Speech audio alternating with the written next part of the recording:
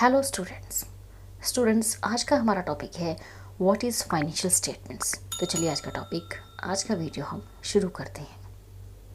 A financial statement is a collection of data organised according to logical and consistent accounting procedures.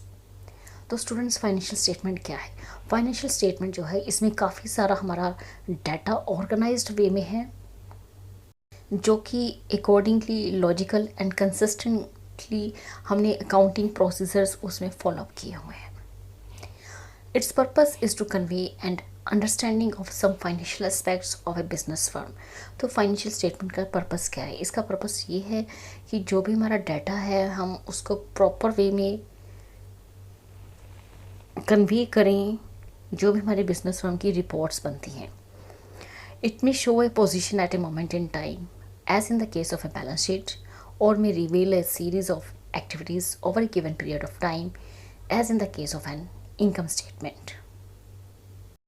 तो इस तरह से financial statement जो है सिर्फ एक कलेक्शन ऑफ डाटा है जिसमें कि हमने डाटा को प्रॉपरली ऑर्गेनाइज किया हुआ है, उसका कोई लॉजिक है, उसे किसी हमने अकाउंटिंग प्रोसीजर फॉलोअप किया हुआ है। और हमारे जो फाइनेंशियल स्टेटमेंट्स है और जो हमारी बिजनेस फर्म्स की रिपोर्ट्स हैं उसको प्रॉपरली वो कन्वे करते हैं जो भी हमारी पार्टीज इंटरेस्टेड है हमारी फाइनेंशियल स्टेटमेंट्स में। अब क्वेश्चन आता है कि फाइनेंशियल स्टेटमेंट्स क्या शो करती है? फाइनेंशियल स्टेटमेंट्स जो है हमारी बिजनेस फर्म्स की पोजीशन को शो करती है एक पर्टिकुलर टाइम की, जैसे कि in the case of a balance sheet. जैसे बैलेंस शीट के केस में हम साल के लास्ट में हमें अपनी बिजनेस की रिपोर्ट्स मिलती हैं, वो पता लगता है कि हमारी एसेट्स कितनी हैं, लायबिलिटीज़ कितनी हैं, और यहाँ हमारी एक पर्टिकुलर टाइम की एक पूरे साल के दौरान क्या बिजनेस एक्टिविटीज़ रही उस टाइम पे, जैसे कि हमारी इनकम स्टेटमेंट से हमें ये सब पता लगता है। Thus the term financial statement refers to the two statement. तो इस तरह से फाइनेंशियल स्टेटमेंट जो है हमारी दो स्टेटमेंट से डील करती है। Number one is the position statement or the balance sheet. Second is the income statement or the profit and loss account. These statements are used to convey to management and other interested outsiders the profitability and the financial position of a firm. तो ये जो हमारी statements है, position statement या income statement, इन्हें हम कब use करते हैं? ये हम यूज़ करते हैं जब भी हमने मैनेजमेंट को या कोई अन्य हमारी इंटरेस्टेड पार्टीज़ है जो हमारे बिज़नेस में इंटरेस्ट रखती हैं, हमारी बिज़नेस की प्रॉफिटेबिलिटी में इंटरेस्ट रखती हैं, हमारी बिज़नेस की फाइनेंशियल पोजीशन में इंटरेस्ट रखती हैं, तब हम इन्हें यूज़ करते हैं अपनी रिपोर्ट्स को कन्वे करने के लिए। According to John and Myer, the financial statements are composed of the data which are the results of a combination of. तो फाइनेंशियल स्टेटमेंट्स जो है हमारा उसमें क्या क्या कौन से डाटा आते हैं? ए है the recorded facts concerning the business transaction. उसमें हमारी रिकॉर्डेड फैक्ट्स होती हैं, जो भी ट्रांजेक्शन्स होती हैं हमारी बिजनेस की, वो सब कुछ आता है। बी है conventions adopted to facilitate the accounting technique. कौन कौन सी कन्वेंशंस जो थी हमने अडॉप्ट की है अपनी अकाउंटिंग टेक्निक को यूज़ करते हुए। सी है पोस्टुलेट्स और अजम्पशंस मेड टू। कौन से पोस्टुलेट्स और अजम्पशंस हमने अज्यूम किए एट ए टाइम। डी है personal judgements used in the application of conventions and postulates. किस तरह की हमने पर्सनल जजमेंट को यूज़ किया है जब हमने कन्वेंशंस और पोस्टुलेट्स का यूज़ किया है। नेक्स्ट है the following points explain the nature of financial statements. Number one is recorded facts. तो रिकॉर्डेड फैक्ट्स के अंडर जो भी हमारी ट्रांजेक्शन्स होती हैं जिन्हें हम अपनी बुक्स ऑफ अकाउंटिंग में रिकॉर्ड करते हैं वो होते हैं हमारे recorded facts. The term recorded facts refers to the data taken out from the accounting records. तो recorded facts जो है अगर हमें ज़रूरत होती है बिजनेस में recorded facts की, तो वो हम कहाँ से लेते हैं? वो लेते हैं हम अपने accounting records से। The records are maintained on the basis of actual cost data. जो भी हम ये records बनाते हैं वो जो भी हमारी एक्चुअल में बिजनेस में ट्रांजेक्शन्स होती हैं उनके बेसिस पे हम वो रिकॉर्ड्स तैयार करते हैं। The original cost और the historical cost is the basis of recording various transactions. जब भी हम कोई ट्रांजेक्शन को नोट डाउन करते हैं, रिकॉर्ड करते हैं अपनी अकाउंटिंग बुक्स में, तो उसके दो ही बेसिस होते हैं, वन इज़ ओरिजिनल कॉस्ट और the historical cost basis. The figure of various accounts such as cash in hand, cash at bank, bills receivable, sundry debtors, fixed assets are taken as per the figures recorded in the accounting books. तो जो भी हमारे different different accounts होते हैं, जैसे कि cash in hand है, cash at bank है, bills receivers, sundry debtors, fix assets, ये हम इनकी फ़िगर्स कहाँ से लेते हैं? जो भी हमारी अकाउंटिंग बुक्स में इनकी फ़िगर्स अवेलेबल होती हैं, वही फ़िगर्स हम टेक आउट करते हैं ज़रूरत पड़ने पे। The assets purchased at different times and at different prices are put together and shown at cost prices. जो भी एसेट्स हम परचेज़ करते हैं अलग अलग टाइम पे और अलग अलग प्राइसेस पे, वो हम एक साथ लिखते हैं, और जो भी एक्चुअल में कॉस्ट होती है उसी कॉस्ट पे हम उसे रिकॉर्ड करते हैं। As recorded facts are not based on replacement cost, जैसे कि हमारे रिकॉर्डेड फैक्ट्स जो है वो रिप्लेसमेंट कॉस्ट पर बेस नहीं होती। The financial statement do not show current financial condition of the concern. हमारी जो भी फाइनेंशियल स्टेटमेंट्स होती हैं वो बिजनेस की करंट फाइनेंशियल कंडीशंस को शो नहीं करती हैं। नेक्स्ट है second, accounting conventions. Certain accounting conventions are followed while preparing financial statements. जब भी हम फाइनेंशियल स्टेटमेंट्स बनाते हैं तो कुछ अकाउंटिंग कन्वेंशंस हम फॉलो करते हैं। The convention of valuing inventory at cost or market price whichever is lower is followed. जिस तरह की जब हम इन्वेंट्री की वैल्यूशन करते हैं, स्टॉक वैल्यूशन करते हैं, तो एक कन्वेंशन है, एक रूल है कि हम इन्वेंट्री को एट कॉस्ट भी निकालेंगे और एट मार्केट प्राइस भी कैलकुलेट करते हैं, और दोनों में से जो भी लोअर होगा, जिसकी वैल्यू कम होगी, उसे हम यूज़ करते हैं, उसे हम फॉलो करेंगे।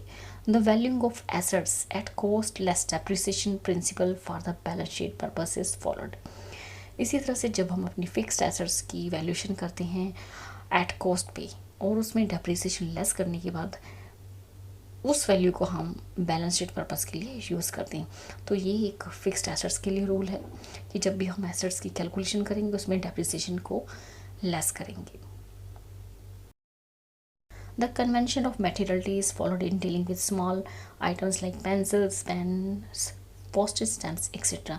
तो इसी तरह से हमारा एक कन्वेंशन ऑफ मटेरियलिटी कंसेप्ट है जिसे हम फॉलो करेंगे जब भी हम छोटे छोटे आइटम के साथ डील करेंगे, लाइक पेंसिल्स है, पेन्स है, postage stamps. These items are treated as expenditure in the year in which they are purchased, even though they are assets in nature.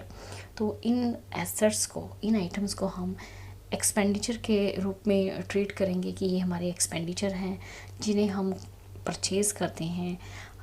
हालांकि ये हमारी एसेट्स ही हैं, लेकिन स्मॉल एसेट्स हैं। The stationery is valued at cost and not on the principle of cost or market price whichever is less. जो भी हमारी स्टेशनरी होगी उसे हम सिर्फ कॉस्ट पर ही वैल्यू करेंगे, कॉस्ट पे ही उसकी वैल्यूशन करेंगे, ना कि इस प्रिंसिपल की पर कि हमारी जो स्टेशनरी की कॉस्ट है या उसकी मार्केट प्राइस है या दोनों में से जो कम है उसे फॉलो अप करेंगे। ऐसा हम सिर्फ स्टॉक के केस में करते हैं, ना कि स्टेशनरी के केस में। The use of accounting conventions make financial statements comparable, simple and realistic. तो इस तरह से अगर हम अकाउंटिंग कन्वेंशंस का इस्तेमाल करते हैं जब हम अपनी फाइनेंशियल स्टेटमेंट्स को बनाते हैं, तो इससे हमारी जो फाइनेंशियल स्टेटमेंट है उसको हम बाकी फाइनेंशियल स्टेटमेंट के साथ कंपेयर कर सकते हैं, वो सिंपल होगी और ज़्यादा रियलिस्टिक होगी। नेक्स्ट है third, postulate. The accountant make certain assumptions while making accounting records. तो पोस्टुलेट के अंडर क्या है कि हमारे जो अकाउंटेंट होते हैं वो कुछ असम्पशंस बनाते हैं जब वो अकाउंटिंग रिकॉर्ड्स को तैयार करते हैं। One of these assumption is that the enterprise is treated as a going concern. उनमें से हमारी एक असम्पशन ये है कि जिस भी कंपनी में हम काम कर रहे हैं उसे हम ये समझते हैं कि ये जो कंपनी है वो चलती जाएगी, कंटिन्यू गोइंग ऑन, कि इसका बिजनेस चलता जाएगा। तो it is treated as a going concern. The other alternative is to this postulate is that the concern is to be liquidated. This is untenable if the management shows an intention to liquidate the concern. So the assets are showing on a going concern basis. तो इस तरह से business जो है हम समझते हैं कि ये हमारा गोइंग ऑन है। तो इस तरह से हम जो भी एसेट्स को रिकॉर्ड करते हैं, शो करते हैं, वो गोइंग कंसर्न बेसिस पे करते हैं। Another important assumption is to present that the value of money will remain the same in different periods. और दूसरी assumption हमारी ये है कि जो भी वैल्यू ऑफ मनी है वो हमारा हर अलग डिफरेंट पीरियड्स पे सेम रहता है। तो there is a drastic change in purchasing power of money. The assets purchased at different times will be shown at the amount paid for them. While preparing profit and loss account, the revenue is treated in the year in which the sale was undertaken, even though the sale price may be received in a number of years. तो इस तरह से जब भी हम profit and loss account बनाते हैं तो रिवेन्यू हम किस तरह से ट्रीट करते हैं, जिस साल हमारी सेल हो जाती है उसी साल हम ये अज्यूम करते हैं कि हमारी ये रिवेन्यू हुई है। हालांकि वो जो सेल प्राइस हमें मिली है वो हमने धीरे धीरे रिसीव की है, ईयर बाय ईयर, एक साथ वो वैल्यू हमें नहीं मिली है। The assumption is known as a realisation postulate. तो ये जो अजम्पशन है हमारी रियलाइजेशन पोस्टुलेट है। नेक्स्ट है fourth, personal judgement. Even though certain standard accounting conventions are followed in preparing financial statements, but still personal judgment of the accountant plays an important role. हालांकि हम बहुत सारी स्टैंडर्ड अकाउंटिंग कन्वेंशंस को follow करते हैं जब भी फाइनेंशियल स्टेटमेंट्स तैयार करते हैं, लेकिन जो हमारा अकाउंटेंट है उसकी पर्सनल जजमेंट भी काफ़ी ज़्यादा इम्पोर्टेंट रोल प्ले करती है। For example, in applying the cost or market value whichever is less to inventory valuation, the accountant will have to use his judgement in computing the cost in a particular case. तो इस तरह से जैसे कि हमारे एक inventory valuation जब हम निकालते हैं करते हैं तो ये कन्वेंशन है कि कॉस्ट प्राइस पे भी निकालेंगे, मार्केट प्राइस पे भी, जो भी कम वैल्यू होगी उसे हम यूज़ करेंगे।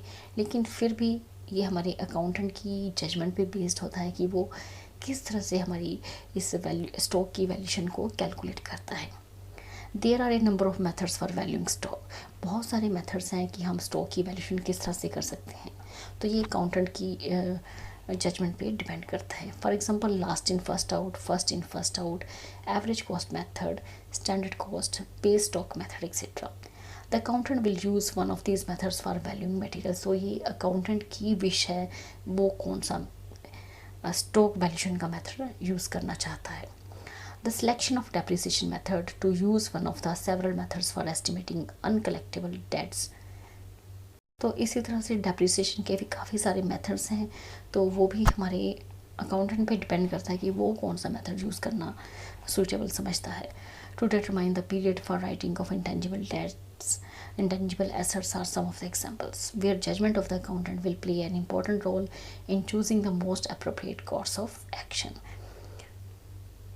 इस तरह से अगर हमारे पास वैल्यूशन के काफ़ी सारे मेथड्स अवेलेबल होंगे तो उस टाइम पे हमारी जो पर्सनल जजमेंट है हमारे अकाउंटेंट की वो काफ़ी ज़्यादा इम्पोर्टेंट रोल प्ले करती है।